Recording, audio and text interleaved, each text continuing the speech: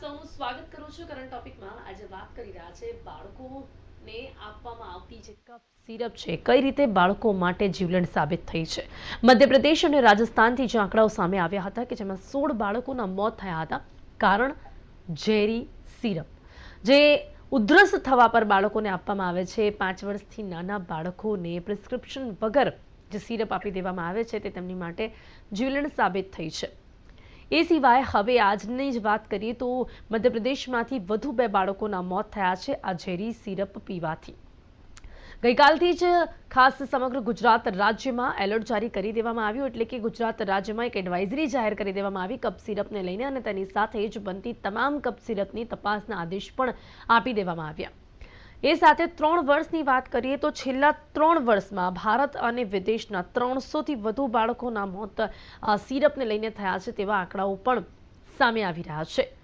એમાં જે ઝેરી પદાર્થોની ભેળસેળ છે, જે જાણવા મળી રહ્યું છે કે ઇજી અને ડીઈજી જેવી કોઈ ઝેરી દવાઓ, જે પદાર્થો છે તે દવામાં ભેળસેળ કરવામાં આવી રહ્યા છે, જેના કારણે આ બાળકોના મોત થયા છે. વાત આજે કફ સિરપને લઈશું. ઘણી વખત આપણે પણ ઉધરસમાં કફ સિરપ લેતા હોઈએ છીએ તો આપણને પણ ક્યાંક નશા જેવું લાગતું હોય છે. જ્યારે 5 વર્ષથી નાના બાળકોને આ સિરપ આપવામાં આવે ત્યારે તેની કેવી આડઅસર અહીંયા જોવા મળી શકે છે, ને કઈ રીતે કયા ઝેરી પદાર્થોની ભેળસેળ કરવામાં આવતી હોવાથી આ પ્રકારના કિસ્સાઓ સતત સામે આવતા જોવા મળી રહ્યા છે. આ કેટલો ચિંતાનો વિષય બની ગયો છે તેના વિશે ખાસ કરીને આજે આપણે વાત કરીશું, જેની માટે મારી સાથે અહીંયા જોડાઈ ગયા છે ડોક્ટર વસંત પટેલ આપણી સાથે છે, જેઓ સિનિયર ફિઝિશિયન છે. ડોક્ટર અમિત પુરવાણી આપણી સાથે છે, પીડિયાટ્રિશિયન. આ બંનેનું સ્વાગત છે. Welcome to current topic. Doctor Vasant, સૌથી પહેલા મધ્યપ્રદેશ અને રાજસ્થાનથી જે રીતે કિસ્સાઓ સામે આવ્યા, જે રીતની આ સતત ઘટનાઓ બની કે જેમાં 16 બાળકોના મોત થયા, ઝેરી આ સિરપ જે સાબિત થઈ છે તે સામાન્ય સિરપ બાળકો માટે કઈ રીતે અસરકારક હોય છે અને કઈ રીતે આ જે સિરપ છે તે બાળકો માટે જીવલેણ બની ગઈ છે, શું સામે આવી રહ્યું છે? હવે જે એમપી માં જે ઇશ્યુઝ થયા છે અને એક્રોસ ધ ઇન્ડિયાની વાત કરીએ જુદા જુદા સ્ટેટમાં, તો જે ડાઈ એથિલિન ગ્લાયકોલ અને એથિલિન ગ્લાયકોલ જે કફ સિરપમાં આ લોકો યુઝ કરતા હોય છે, એના કારણે એની જે ટોક્સિસિટીઝ છે એ નાના બાળકોમાં જલ્દી બહાર આવતી હોય છે. રિનલ ફેલિયર છે પ્રાઇમરીલી આ થતું હોય, અને એના પછી બાળક મલ્ટી ઓર્ગન ફેલિયરમાં પણ જતું હોય અને બાળકનું ડેથ થતું હોય છે. મેઇન વસ્તુ શું છે કે બાળક કોઈ પણ હોય, એઝ અ હ્યુમન પર કેજી બોડી વેઇટ એનું ડોઝ કેલ્ક્યુલેશન થતું હોય છે. જ્યારે ઓવર ધી કાઉન્ટર આપણો એક દેશ એવો છે, કમનસીબી છે, એઝ અ ડોક્ટર તરીકે ખૂબ ચિંતાનો પણ વિષય છે મારા માટે, કે જી ઓવર ધી કાઉન્ટર મેડિસિન નું જે વેચાણ થઈ રહ્યું છે. આપણે ગુજરાતની જ વાત કરીએ તો ગુજરાતમાં એટલા બધા મેડિકલ સ્ટોર્સ છે કે જેમાં મોર દેન 60% મેડિકલ સ્ટોર્સમાં આજની તારીખમાં જો સરકાર અને ફૂડ એન્ડ ડ્રગ વિભાગ આજે કરન્ટલી આજની તારીખમાં રેડ પાડે તો 60% મેડિકલ સ્ટોર એવા હશે કે જ્યાં ફાર્માસિસ્ટ નહીં હોય. ફાર્માસિસ્ટનું સર્ટિફિકેટ હશે સ્ટોર ખોલવા માટે અને એઝ પર રૂલ્સને કોમ્પ્લાય કરવા માટે સર્ટિફિકેટ ચોક્કસ હશે, પણ ફાર્માસિસ્ટ નહીં હોય. જી હવે આવા લોકો દ્વારા જો મેડિકલ સ્ટોર ચલાવવામાં આવતા હોય અને પોતાને કઈ સિરપમાંથી વધુ પ્રોફિટ મળે છે, એટલે મેં મારી અગાઉની ઘણી બધી ડિબેટમાં વારંવાર એક સવાલ ઉઠાવ્યો છે સરકાર સામે, અને સરકારને સલાહ પણ આપી છે, સૂચન પણ કર્યા છે કે બધી જ ડ્રગ પ્રાઇસ કંટ્રોલ એક્ટમાં તમે લાવી દો, એસેન્શિયલ સિવાય પણ. તો મારી દ્રષ્ટિએ આ દવાની એટલી બધી કંપનીઓ, રોજ કેટલી કંપની બને નવી ને રોજ બંધ થતી હોય છે. અને જે પ્રોફિટ માર્જિનની વાત કરીએ તો એમઆરપી આપણે જન ઔષધિ કેન્દ્ર, જે પ્રધાનમંત્રી જન ઔષધિ કેન્દ્ર પર જી પણ બોર્ડ માર્યા છે કે જી 70 થી 80% ડિસ્કાઉન્ટ. આ બહુ જ સમજવા જેવો વિષય છે જાહેર જી જનતાએ જી ખાસ, પ્લીઝ. હા હા. કે 80% ડિસ્કાઉન્ટ પ્રધાનમંત્રી જન ઔષધિ કેન્દ્ર ઉપર પણ 80% ડિસ્કાઉન્ટના બોર્ડ માર્યા હોય, એનો મતલબ શું છે કે તમારી એમઆરપી ખોટી છે ત્યારે તમે ડિસ્કાઉન્ટ આપી શકો છો. હમ નહીં તો ડિસ્કાઉન્ટ કેવી રીતે? 80% ડિસ્કાઉન્ટ એટલે શું થયું? સો પણ રૂપિયાની વસંતભાઈ એમઆરપી હોય. ડોક્ટર વસંત હા, આપણા ત્યાં છે ને ભારતીયોમાં એવી માનસિકતા પાછા અડધી લોકોની જોવા મળે છે કે જે ડિસ્કાઉન્ટમાં મળે છે ને એમાં ભેળસેળ હશે. આવી પણ એક ના એટલે માનસિકતા ધરાવતા લોકો છે. હું આપને એ જ વિષય પર આવું છું. હમ એટલે જે માર્જિન છે, હવે આવી ને આવી જ પ્રોડક્ટ મેડિકલ સ્ટોરો વાળા બધા વેચતા હોય કે હમ જેમાં માર્જિન ખૂબ હોય, અને એ લોકો એવી જ પ્રોડક્ટ આપે કે ભાઈ માર્જિન વધારે હોય, એની ક્વોલિટી પછી જોવે નહીં. અમે અમારી પાસે એવા બધા કિસ્સા આવતા હોય છે કે અમે પ્રિસ્ક્રાઇબ કરી હોય મેડિસિન, અને પેશન્ટ લઈને આવે ત્યારે ઓલરેડી કંપનીને બધું જ ચેન્જ થઈ ગયું હોય.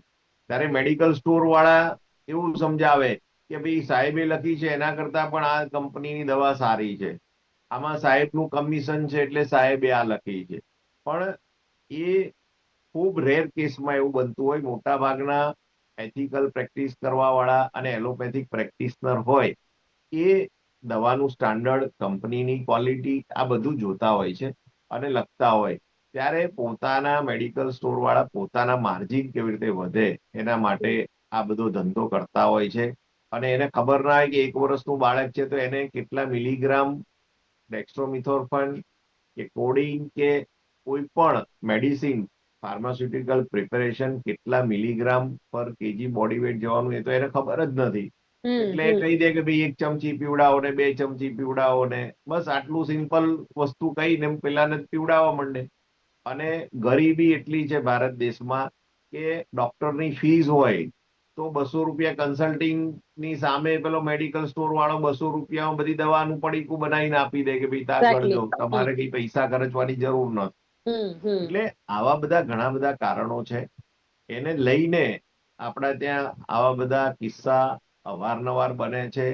સાથે સારી કંપનીઓ, સ્ટાન્ડર્ડ કંપનીઓની ડુપ્લિકેટ સિરપ અને મેડિસિન, ટેબ્લેટ્સ, કેપ્સ્યુલ એવું પણ માર્કેટમાં અવેલેબલ છે. એટલે પ્રજાના પહોંચની બહાર છે કે ભાઈ કયું ડુપ્લિકેટ છે ને કયું ઓરિજિનલ છે.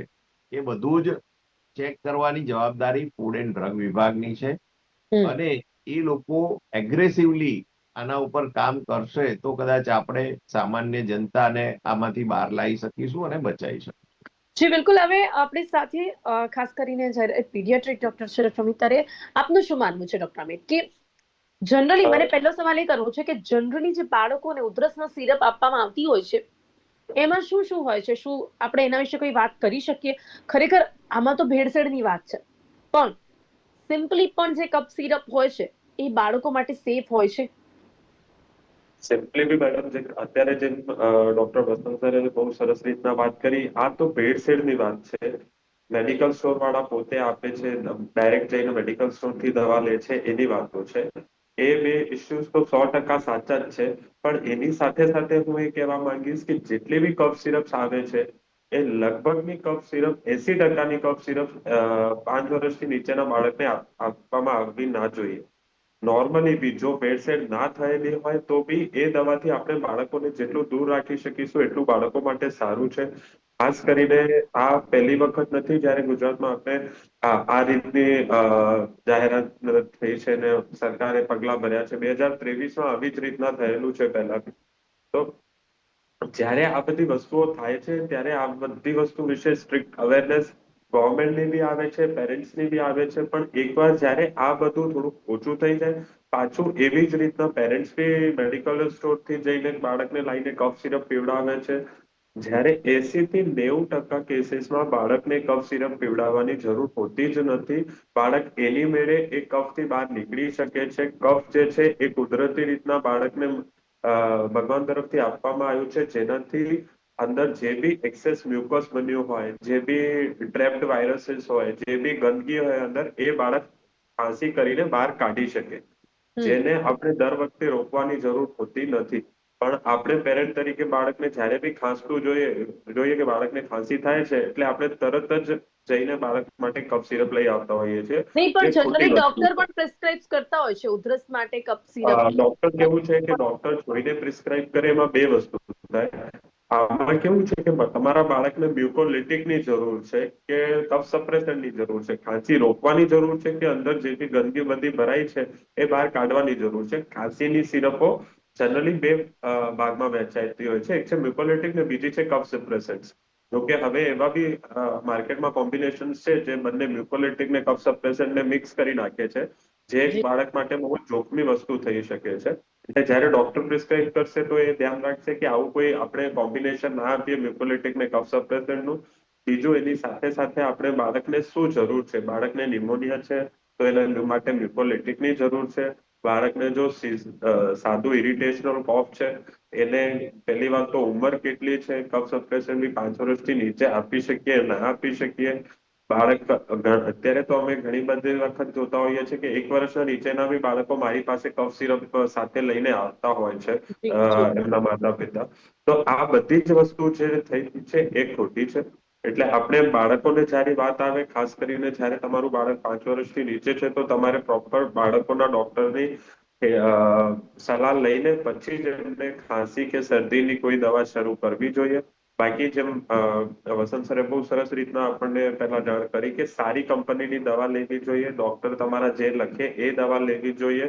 અને એમાં આપણે જ્યારે બી બાળક માંદો પડે છે, ભલે એને સાદી ખાંસી શરદી છે, તો એને ડોક્ટર પાસેથી તે દવા લાવીને પીવડાવવી જોઈએ. અને તમને લાગે છે કે બહુ વધારે નથી, બાળકને ખાંસીને થોડુંક રહી જી શકે છે, તો ઘરે રાહ જોવી જોઈએ. હોમ રેમેડીઝ થી જેમ સ્ટીમ ઇનહેલેશન છે એ આપણે બાળક કરી શકતું હોય તો જી સ્ટીમ જી બિલકુલ ઇનહેલેશન બિલકુલ. આપવાનું, તો મીઠું ડોક્ટર પાણીને અમિતભાઈ જે રીતે ઘોળવા વાત કરવા. કરી ડોક્ટર વસંત, ફરી મને એક સવાલ એ થાય છે કે જે જનરલ ડોક્ટર પ્રિસ્ક્રાઇબ કરે છે, શું એ સિરપ પણ વધુ માત્રામાં લેવાથી કદાચ બાળક માટે હાનિકારક થઈ શકે છે? કે જે કિસ્સાઓ સામે આવી રહ્યા છે એમાં કોઈ ઝેરી પદાર્થોની ભેળસેળ છે, એટલે મારો સીધો સવાલ એ છે કે શું જનરલી સિરપ જ બાળકો માટે હાનિકારક છે, કે આ જે કિસ્સાઓ આવી રહ્યા છે સામે, એમાં ભેળસેળ થઈ છે, કોઈ ઝેરી પદાર્થો ની ભેળસેળ કરવાથી આ કિસ્સાઓ સામે આવ્યા છે? એમાં મેં કહ્યું ને કે ડાઇથાઇલ ગ્લાયકોલ અને ઇથિલિન ગ્લાયકોલ પ્રિઝર્વેટિવ તરીકે યુઝ કરતા હોય છે આનું, જ્યારે કફ સિરપ્સનું ફોર્મ્યુલેશન તૈયાર થતું હોય. ઓકે. અને આની ઇફેક્ટ નાના બાળકો ઉપર ટોક્સિસિટી વધારે પ્રમાણમાં જોવા મળતી હોય છે. હવે અહીંયા પ્રશ્ન બે થાય છે કે 1લી તારીખે પેશન્ટ બતાવી ગયું, 1લી જાન્યુઆરીએ. હવે એ જ પેશન્ટ એ પ્રિસ્ક્રિપ્શન સાચવી રાખે અને પછી ફેબ્રુઆરીમાં થાય તો પણ મેડિકલ સ્ટોર ઉપરથી ડોક્ટરની કન્સલ્ટિંગ ફી બચાવવા માટે એની એ જ પ્રિસ્ક્રિપ્શનથી એની એ જ મેડિસિન ચાલુ કરી દે. કોઈ પણ દવા, કોઈ પણ ફાર્માસ્યુટિકલ પ્રિપેરેશન એ કેમિકલ છે 100%. એટલે એ તમારા બોડીમાં જશે અને અનનેસેસરી જશે તો એ ચોક્કસ એ બોડી એની સામે એને રિએક્ટ કરવાનું છે ને આ વસ્તુ બોડીને ડેમેજ કરવાનું છે.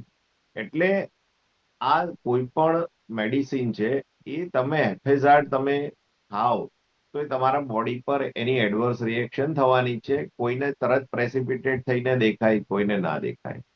એટલે મારી આપના માધ્યમથી શ્રોતાઓને એક અપીલ છે, એક વિનંતી છે કે ભાઈ મહેરબાની કરીને તમારી પાસે ડોક્ટરના પ્રિસ્ક્રિપ્શન પડ્યા હોય અને જી તમે એવું વિચારો કે ભાઈ મને આવું થયું, કે મને ખાંસી થઈ હતી, મને કફ થયો તો, મને તાવ આવ્યો તો, આ ચિઠ્ઠી છે તો હું એ ચિઠ્ઠી પ્રમાણે દવા લઈને પ્રિસ્ક્રિપ્શન પ્રમાણે હું ચાલુ કરી દઉં. જી બિલકુલ. એટલે આવા પણ લોકો મોટી સંખ્યામાં છે અને આવી આખો એક કોર્સ પૂરો કરી કાઢે 5 દિવસનો. એને મેડિસિનમાં 400-500 રૂપિયા ખર્ચી કાઢ્યા હોય 5 દિવસમાં અને પછી ના માટે પછી અમારી પાસે આવે અને પછી આવીને સીધું કે સાહેબ પેલી દવા તો મેં લઈ લીધી પણ કશો ફરક ના પડ્યો. એટલે આવા પણ મૂર્ખાઓ હોય છે. જી એટલે બિલકુલ. અને એ પોતાના પગ ઉપર જ કુહાડી મારતા હોય છે. એટલે કોઈ પણ વ્યક્તિએ આ કેમિકલ પોતાના શરીરમાં નાખતા પહેલા 100 વાર વિચારવું જોઈએ.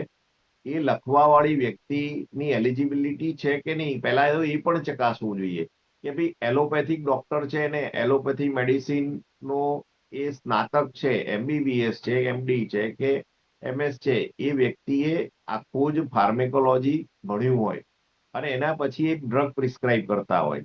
હવે જે લોકો ફાર્મેકોલોજીનો અભ્યાસ જ ના હોય, દાખલા તરીકે BAMS હોય કે BHMS હોય, અથવા તો ઘણા બધા આપણા ગુજરાતમાં કે દેશમાં એવા બધા દવાખાના છે કે જે કમ્પાઉન્ડર ચલાવે. એ પણ કે મારા સાહેબ આ દવા લખતા હતા એટલે હું પણ આ લખું. એને ખબર ના હોય કે સાહેબ કેટલું ભણ્યા પછી શું તપાસ કરી સાહેબનું એક્ઝામિનેશન ઓબ્ઝર્વેશન શું છે એ પ્રમાણે સાહેબે દવા લખી હતી. એ તો ખાલી ચિઠ્ઠીમાં વાંચી હતી ભાઈ, અને તું એ પ્રમાણે મંડી પડ્યો છે. એટલે આવા લોકો મારી દ્રષ્ટિએ સમાજને, આરોગ્યને ખૂબ મોટું નુકસાન જી પહોંચાડી રહ્યા ડોક્ટર છે. વસંત, ત્યારે આપણે તો વાત કરી કે આવા લોકો ચોક્કસપણે છે કે જે કમ્પાઉન્ડર હોય કે પછી મેડિકલ સ્ટોર પર કામ કરતા લોકો છે, તરત જ એ લોકો આ દવા લખીને આપે છે. પણ એનાથી પણ વધારે એવા લોકો મને લાગે છે કે મૂર્ખા હોય કે જે લોકો એ લોકોની પાસેથી દવા લઈ લેતા હોય છે માત્ર થોડા પૈસા બચાવવાના કારણે. જે રીતે આપણે અગાઉ વાત કરી કે ડોક્ટર પાસે બસ જઈશું, ડોક્ટરની ફીસ પણ થોડીક, એમની પણ મજબૂરી હોય છે કે એમની ફીસ વધારે હોય એટલે એ લોકો મજબૂરીમાં ના જતા હોય કે એ જ પ્રિસ્ક્રિપ્શન જો કમ્પાઉન્ડર પાસેથી દવા લઈ લઈશું કે પછી મેડિકલ સ્ટોર વાળા પાસેથી લઈ લઈશું તો પણ આપણું જે કંઈ પણ છે, એટલે કે બાળક બીમાર હોય કે જે કંઈ પણ છે, સારું થઈ જવાનું છે. જનરલી આવું શરદી, ઉધરસ અને તાવમાં લોકો કરતા હોય છે કારણ કે બહુ જ કોમન એવી મેડિસિન્સ છે કે જે કામ કરી જતી હોય છે ડોક્ટર વસંત. એટલે આ કોમન દવાઓ પ્રિસ્ક્રિપ્શન વગર લોકો લેવાનું શીખી ગયા છે. પણ જ્યારે બાળક 5 વર્ષથી નાનું હોય ત્યારે આવું ના કરવું જોઈએ. શું કહેશો એના ઉપર? કારણ કે 5 વર્ષથી નાના બાળક પર સિરપ પણ કેવી રીતે જોખમકારક સાબિત થઈ શકે છે? તો આમાં કેવું છે કે જ્યારે બાળક 5 વર્ષથી નીચે છે ત્યારે ખાલી ઇથિલિન ગ્લાયકોલ નહીં, પણ એની સાથે સાથે એમાં રહેલા ડેક્સ્ટ્રોમેથોર્ફેન, ક્લોરફેનારામીન, આ બધા બી ડ્રગ્સ અવોઇડ કરવા જોઈએ, જેનાથી બાળકને સિડેશન વધારે થઈ શકે છે. જો પ્રોપર ડોઝમાં ના આપવામાં આવ્યું, જો પ્રોપર ડોઝ કેલ્ક્યુલેશન વગર આવી બધી કોઈ દવા લેવામાં આવે તો એ પોતે બી બાળક માટે જીવલેણ સાબિત થઈ શકે છે. એટલી જોખમી હોય છે આ બધી જ દવાઓ. ઇવન ઘણી વખત અમે જોતા હોઈએ છીએ કે ડેક્સ્ટ્રોમેથોર્ફેન અને અમ્બ્રોક્સોલનું કોમ્બિનેશન એ લોકો લઈને આવતા હોય છે અમારી પાસે. આ બધી જ જેટલી દવાઓના મેં નામ લીધા એ બધી જ દવાઓ તમારા ડોક્ટરને બતાવ્યા વગર, ચેકઅપ કરાવ્યા વગર ના લેવી જોઈએ. પણ જેવું આપણે વાત કરી અત્યારે, એવા તો અમે જોતા જોઈએ છે કે જે નથી અફોર્ડ કરી શકતા ડોક્ટરની ફીસ, એ લોકો જઈને એવું લે છે.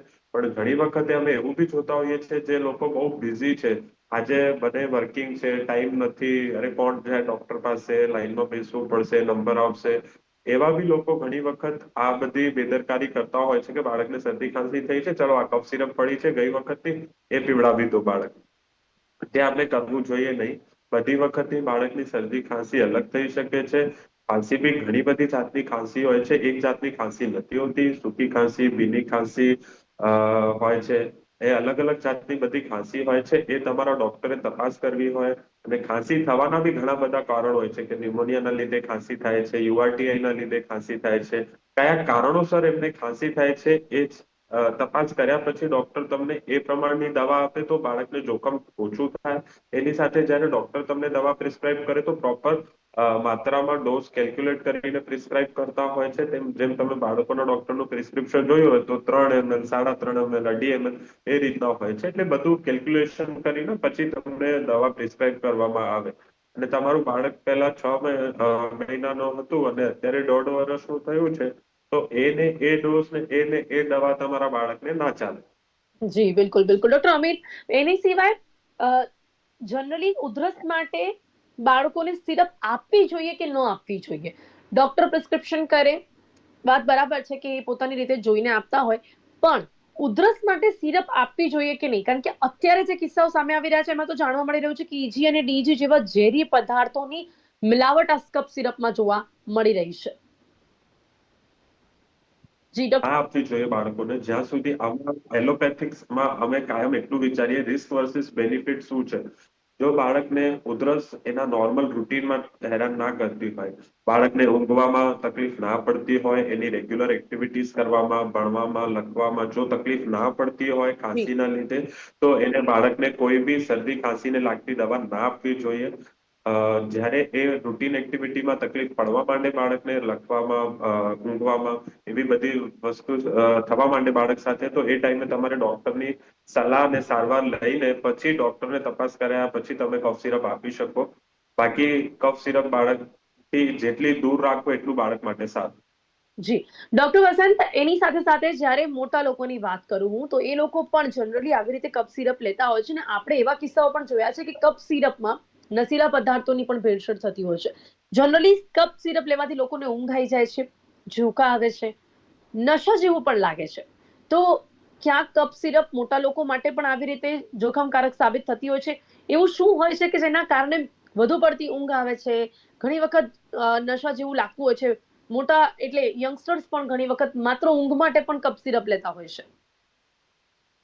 અ, અમિતભાઈએ કહ્યું ને કે ડોઝ ટાઇટ્રેશન ને કેલ્ક્યુલેશન, એ પ્રમાણે પેશન્ટે પ્રોપર એજ વેઇટ પ્રમાણે ડોક્ટર ગાઈડ કરતા હોય કે ભાઈ હમ. આટલા માત્રામાં તમારા દવા લેવાની છે, અને એનું એજ આગળ પેશન્ટ જાતે જ મેન્યુપ્યુલેશન કરી કાઢતા હોય છે કે ભાઈ હવે આ થયું છે. ઘણા પેશન્ટ એવા આવે કે સાહેબે મારું બાળક 4 મહિનાનું હતું ત્યારે અડધી ચમચી ગઈ હતી, હવે વર્ષનું થઈ ગયું તો હું આખી ચમચી આપું. હવે એનું વજન 6 કિલોનું 7 કિલો જ થયું હોય વર્ષમાં.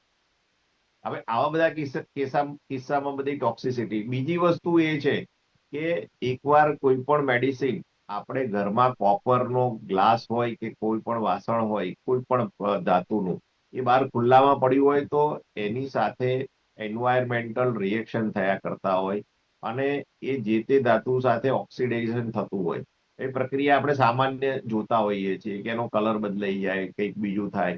એવી રીતે જયારે ખુલ્લી બોટલો પડી રહી હોય, ઘણા બધાના ઘરે બોટલો ખુલ્લી મૂકી રાખી હોય, ઓપન કરીને અનયુઝ પડી હોય, અથવા તો અડધી વાપરી હોય, સિરપ પાવડર ફોર્મનું હોય, બનાવીને મૂકી રાખ્યું હોય, પછી પાછળથી જયારે જરૂર પડે ત્યારે પીવડાવે. એટલે આ બધા સાથે નેચરલ રિએક્શન થયા કરતા હોય, અને એના કારણે પણ ટોક્સિન્સ પેદા થતા હોય છે. જી એટલે આ બધા ઘણા બધા કારણો એવા છે જી કે સામાન્ય પ્રજાને ખબર જ નથી હોતી. જી કફ બિલકુલ. સિરપની વાત કરીએ કે એડલ્ટ, ઘણા બધા એડલ્ટ કફ જી સિરપમાં એવા કન્ટેન્ટ હોય છે, G for general public safety માટે મારે બધા નામ નથી આપવા, પણ બિલકુલ. લોકો જ્યારે દારૂ ના મળે ત્યારે કફ સિરપ પણ આ લોકો પીતા હોય છે. એટલે કેટલા એમાં પણ નશીલા પદાર્થોની ભેળસેળ એટલે રહેતી હોય છે. નશીલા પદાર્થ નથી હોતા એમાં. હા. એમાં મેડિસિનની પ્રોપર્ટી એ હોય છે. ઓકે. જેને બરાબર છે, વધુ નશીલા માત્રામાં પદાર્થ લેવાથી નથી હોતા. એ વધુ મેડિસિનની માત્રામાં લેવાથી પ્રોપર્ટી એમાં એ, એનું હા એનું જોખમ ઊભું થતું હોય છે, અને હા, આપણે મેડિસિનની પ્રોપર્ટી એ હોય છે. જી બિલકુલ. એના કારણે લોકોને એવું લાગે કે ભાઈ આનાથી નશો આવે છે, આનાથી મૂડ એલિવેટ થાય છે. આવું બધું ઘણા બધા લોકો પોતપોતાની રીતે એનો મિસયુઝ કરતા જી, હોય જી, છે. જી, જી, બિલકુલ. અને એટલા જ માટે કફ સિરપનું સેવન કરતા પહેલા ડોક્ટરનું પ્રિસ્ક્રિપ્શન ખૂબ જરૂરી છે. અત્યારે સમય અહીંયા સમાપ્ત થાય છે. ડોક્ટર વસંત, ડોક્ટર અમિત, આપ બંને મારી સાથે ચર્ચામાં જોડાયા તે બદલ આપનો ખૂબ ખૂબ આભાર. Thank you so much. નાના બાળકો માટે આ કપ સિરપ અત્યારે ઝેરી દવા સાબિત થઈ રહી છે, અને ઘણા સમયથી એવું થતું જોવા મળી રહ્યું છે. માત્ર આપણું ધ્યાન નથી હોતું કે જે કપ સિરપ છે તેને પ્રિસ્ક્રિપ્શન વગર લેવાથી બાળકો માટે તે જોખમકારક સાબિત થાય છે. મધ્યપ્રદેશ અને રાજસ્થાનમાંથી એવા કિસ્સાઓ સામે આવ્યા છે કે જેમાં આ જે કપ સિરપ છે તે ઝેરી દવા બાળકો માટે સાબિત થઈ છે, અને એટલા જ માટે 5 વર્ષથી નાના બાળકોને કોઈ પણ દવા આપતા પહેલા ડોક્ટરનું પ્રિસ્ક્રિપ્શન જરૂરી છે, નહીં તો એ તમારા બાળક માટે જીવલેણ સાબિત થઈ શકે છે. કરંટ ટોપિકમાં અત્યારે બસ આટલું જ. ફરીથી મળીશું નવા વિષયની સાથે. ત્યાં સુધી રજા આપશો. નમસ્કાર.